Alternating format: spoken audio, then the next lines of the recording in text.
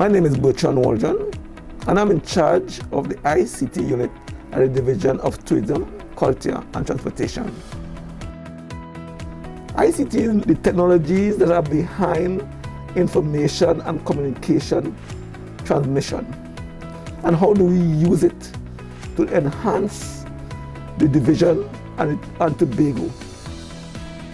ICT has always been an enabler of business processes throughout the world. The division, over the last 18 months, has depended a lot on this technology to ensure that its mandates are carried out.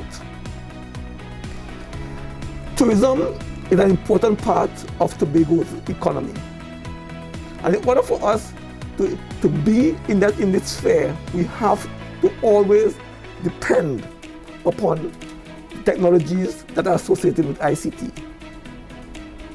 ICT is now looked as the most important feature in communicating between the different stakeholders across the sector within Tobago. The different platforms that are accessed, Zoom, Google Talk, and those others are the foundation of communication at this present point. Without ICT, it will be impossible in this COVID environment for any growth in any sector, not only tourism, to take place. There must be, and there is, a dependency on technology at its present moment.